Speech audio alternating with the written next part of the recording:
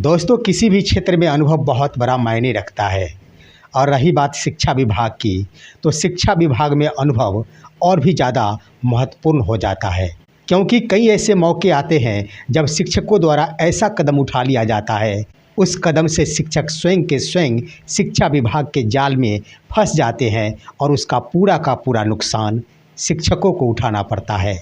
वही हाल आज की तारीख में बिहार के शिक्षकों के साथ हो रहा है दोस्तों, जिसका नतीजा है कि बिहार के शिक्षक, खास तौर पर नियोजित शिक्षक, अपने पदस्थापन को लेकर, अपनी सेवा निरंतरता को लेकर, तो अपने राजकर्मी को लेकर दर दर भटक रहे हैं। कभी आंदोलन कर रहे हैं तो कभी ट्विटर अभियान चला रहे हैं, फिर भी सरकार उनकी एक भी बातों को नहीं सुन रही है। इस सब के बावजूद भी बिहार के शिक्षक एक बार फिर से अपना कदम बढ़ा रहे हैं और उस कदम से यह प्रतीत हो रहा है कि एक बार फिर से बिहार के तमाम नियोजित शिक्षक शिक्षा विभाग के जाल में फंसेंगे और जो मांग उनके द्वारा की जा रही है वो मांगे कभी नहीं पूरी हो सकती। दोस्तों, आखिर बिहार के तमाम नियोजित शिक्षक क्या कुछ सरकार से मांग करते हैं और क्या कुछ उन्हें चाहिए?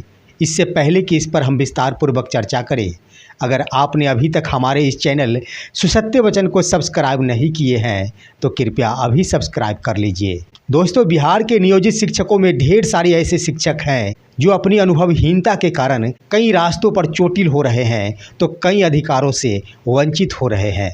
उसी का नतीजा है कि आज बिहार के लगभग 2.25 लाख से ऊपर की संख्या में शिक्षक सक्षमता परीक्षा उत्तीर्ण हो गए हैं। उसके बावजूद भी ना तो उन्हें राजकर्मी का दर्जा प्रदान किया गया है और ना ही उन्हें सेवा निरंतरता का लाभ प्रदान किया गया है। दोस्तों, बिहार के तमाम शिक्षकों की मांग है जिन्होंने सक्षमता परीक्षा उत्तीर्ण कर रखी है कि हमें सेवा निरंतरता का लाभ मिलना चाहिए। लेकिन दोस्तों, सेवा निरंतरता के लाभ मिलने के क्रम में बिहार के शिक्षक आखिर क्या मांग रहे हैं शिक्षा विभाग से, ये उन्हें भी पता नहीं है। आपने देखा होगा कि शिक्षकों की मांग है कि सेवा निरंतरता का लाभ तमाम सक्षमता उत्तीर्ण शिक्षकों को निश्चित रूप से मिलनी चाहिए। इसके लिए शिक्षक आंदोलन कर रहे हैं तो उधर शिक्षक ट्विटर अभियान चला रहे हैं। एक भी बातों को सरकार सुनने को तैयार नहीं है।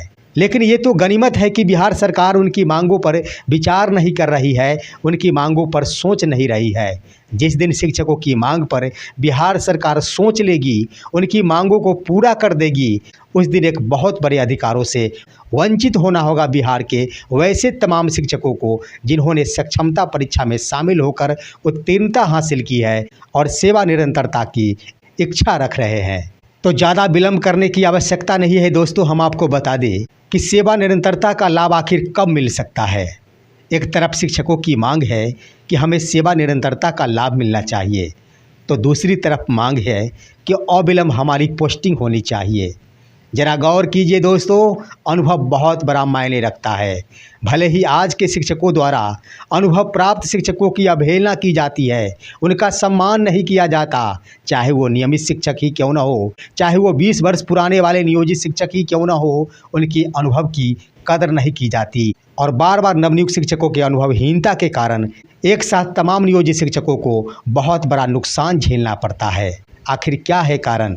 दोस्तों, सेवा निरंतरता की मांग तो की जा रही है, ये बिल्कुल सही है, मिलना भी चाहिए, ये मांगे बिल्कुल उचित है। लेकिन दूसरी तरफ शिक्षकों द्वारा ये मांग की जा रही है कि अविलंब शिक्षकों की पोस्टिंग होनी चाहिए, यानी उनका पदस्थापन होना चाहिए। ज़रा गौर कीजिए दोस्तों, जिस तारीख को शिक्षकों की पोस्टिंग हो जाएगी उस दिन शिक्षकों को सेवा निरंतरता से हाथ धोना पड़ेगा, उसे कतई सेवा निरंतरता का लाभ नहीं मिल सकता है। क्योंकि दोस्तों, पदस्थापन यानी पोस्टिंग का मतलब होता है नई पोस्टिंग, नई नियुक्ति, और शिक्षकों की मांग है कि अविलंब विद्यालय आवंटित होना चाहिए और अविलंब पोस्टिंग होनी चाहिए। ज़रा सोचिए कि जिस तिथि को आपकी नियुक्ति नई नियुक्ति हो जाएगी उस तिथि के बाद सेवा निरंतरता आपको कदापि नहीं मिल सकता, आपको सेवा निरंतरता के लाभ से वंचित होना होगा। इसलिए कम से कम शिक्षकों को सोच समझकर रणनीति तैयार करनी चाहिए और सरकार के समक्ष नीतिगत ढंग से अपनी मांग प्रस्तुत करनी चाहिए। शिक्षकों को मांग करना चाहिए ट्रांसफ़र का। ना कि पदस्थापन का। शिक्षकों को सेवा निरंतरता का लाभ तभी मिल सकता है जब बिहार के तमाम सक्षमता उत्तीर्ण शिक्षक अपने ही विद्यालय में कार्यरत रहेंगे और वहीं उन्हें राजकर्मी का दर्जा प्रदान कर दिया जाएगा। उसके बाद ही शिक्षकों को सेवा निरंतरता का लाभ दिया जा सकता है। अन्यत्र कहीं पदस्थापन हो जाने के बाद उन्हें कतई सेवा निरंतरता का लाभ नहीं मिल सकता है। इसलिए दोस्तों, हम कहना चाहेंगे कि आज के वैसे नवनियुक्त शिक्षक जो अपने आप को दूसरों से परामर्श लेना उचित नहीं समझते हैं, कम से कम अनुभवी व्यक्ति के साथ अपनी मांग को साझा अवश्य करनी चाहिए। ट्विटर अभियान चलाया जाता है कि अविलंब शिक्षकों का पदस्थापन होना चाहिए। जरा सोचिए दोस्तों कि पदस्थापन हो जाए तो क्या उन्हें सेवा निरंतरता का लाभ मिल सकता है? कदापि नहीं मिल सकता। शिक्षकों को सेवा निरंतरता का लाभ तभी मिल सकता है जब शिक्षक अपने ही विद्यालय में कार्यरत रहेंगे। और ऐसी बात नहीं कि उसी विद्यालय में कार्यरत रहने से सिर्फ सेवा निरंतरता का ही लाभ मिल सकता है। ढेर सारे ऐसे बिंदु हैं जो हमेशा ही शिक्षकों के हित में होंगे और शिक्षकों को लाभ मिलेगा। इसलिए तमाम नियोजित शिक्षकों को चाहिए कि पदस्थापन के बिंदु को छोड़कर सिर्फ व सिर्फ सेवा निरंतरता की मांग करें। और रही बात कि ढेर सारे ऐसे शिक्षक हैं जिन्हें स्थानांतरण की आवश्यकता है, तो दोस्तों, सेवा निरंतरता का लाभ मिल जाने के बाद आपका ट्रांसफ़र होता है, फिर आप अन्यत्र विद्यालय में जाएंगे और वहां आपका सेवा पूर्वत मानी जाएगी। तो इसके आधार पर आपको सेवा निरंतरता का भी लाभ मिल सकता है और साथ ही साथ स्थानांतरण का भी लाभ मिल सकता है। इसलिए सोच समझकर मांगे रखिए। पदस्थापन नहीं चाहिए, स्थानांतरण चाहिए, पोस्टिंग नहीं चाहिए, ट्रांसफ़र चाहिए। मांग ये होनी चाहिए, ना कि पोस्टिंग होनी चाहिए और ना ही पदस्थापन होनी चाहिए। मांग होनी चाहिए कि सेवा निरंतरता के साथ साथ ऐच्छिक स्थानांतरण का लाभ मिले। इसके सिवा कोई दूसरी मांग नहीं करनी चाहिए। दोस्तों, आपने देखा होगा कि बीते कल ही शिक्षकों द्वारा ट्विटर अभियान चलाया गया था। इसमें शिक्षकों की बड़ी मांग ये थी कि शिक्षकों को अविलंब नए विद्यालय में पदस्थापित किया जाए। दोस्तों, हम कहना चाहेंगे कि इसमें वैसे शिक्षक जिन्हें राजकर्मी बनना है उनकी भागीदारी कम है और वैसे शिक्षक जिन्हें अपने ही विद्यालय में कार्यरत अन्य शिक्षकों से टकराहट है या फिर जलन की भावना है उनकी भागीदारी ज़्यादा है। हालांकि ट्विटर अभियान में शिक्षकों की संख्या काफ़ी कम रही है, लेकिन खबर ये चली है कि वैसे शिक्षक जिन्हें राजकर्मी का दर्जा लेने की आवश्यकता नहीं है, वैसे शिक्षकों द्वारा ट्विटर अभियान चलाया जा रहा है ताकि शिक्षकों को सेवा निरंतरता का लाभ नहीं मिल सके और अविलंब ही शिक्षकों को नए विद्यालय में पदस्थापित कर दिया जाए। तो शिक्षकों के बीच ऐसी राजनीति से शिक्षकों का कल्याण कदापि नहीं हो सकता। दोस्तों, कदापि नहीं हो सकता। शिक्षक हमेशा ही सरकार द्वारा शोषित होते रहेंगे और अपने आप में लड़कर ही अपने अधिकारों से वंचित होते रहेंगे। दोस्तों, आजकल तो सोशल मीडिया पर वैसे नेताओं को भी देखा जा रहा है जिन नेताओं को पहले किसी ने कभी देखा भी नहीं था और ऐसे नेताओं द्वारा शिक्षकों को यह परामर्श दिया जाता है कि जो कुछ भी अभी सरकार द्वारा दिया जाता है हासिल कर लो।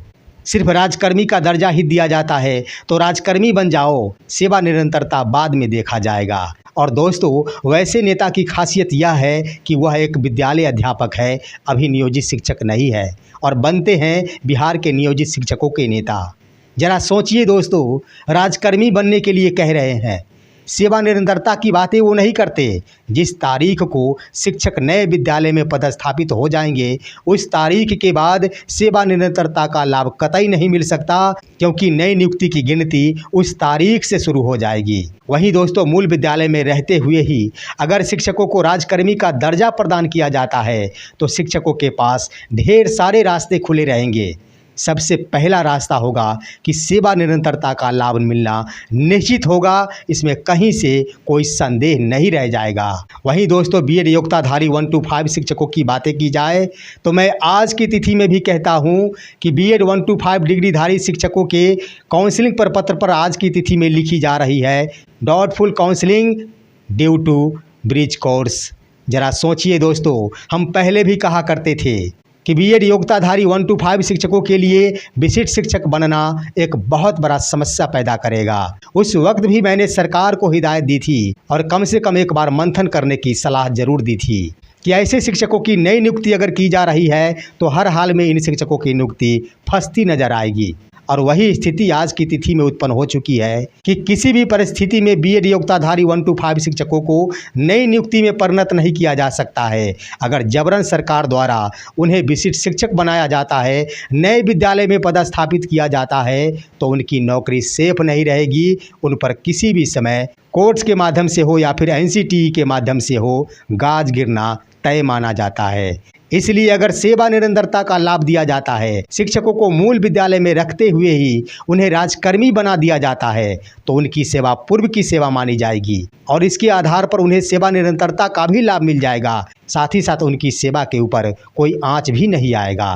तो शिक्षकों को चाहिए कि धैर्यपूर्वक कम से कम आपस में मंथन करके, कम से कम अनुभवी व्यक्ति के साथ मशविरा करके, आत्ममंथन करते हुए अपनी मांगों को रखनी चाहिए, ना कि आनन फानन और जल्दीबाजी में आकर पदस्थापन के मुद्दे को उठाना चाहिए और राजकर्मी के बिंदु को उठाना चाहिए। दोस्तों, अंत में हम कहना चाहेंगे कि हम ये नहीं कहते कि शिक्षकों को अपनी मांग नहीं उठानी चाहिए। मेरा कहना है कि हर शिक्षक अपनी मांग उठावे, लेकिन वैसे बिंदु पर उठावे जिस बिंदु के आधार पर शिक्षक कतई शिक्षा विभाग के जाल में नहीं फंसे। और रही बात शिक्षकों के राजकर्मी की, तो इन बिंदुओं पर शिक्षकों को चाहिए कि सेवा निरंतरता के साथ ऐच्छिक स्थानांतरण का लाभ मिले, इसके सिवा कोई और मांग नहीं करनी चाहिए। ये दोनों ही मांग जिस दिन पूरी हो जाती, शिक्षकों को सब कुछ मिल जाएगा, उनके लिए कुछ नहीं रह जाएगा। फिलहाल इन तमाम बिंदुओं पर आप सभी का क्या राय है? आप सब भी अपनी राय दीजिए और साथ ही साथ हमारे इस वीडियो को तमाम दोस्तों के पास शेयर कीजिए। और अब दीजिए अपने ही दोस्त SK चौधरी को इजाज़त।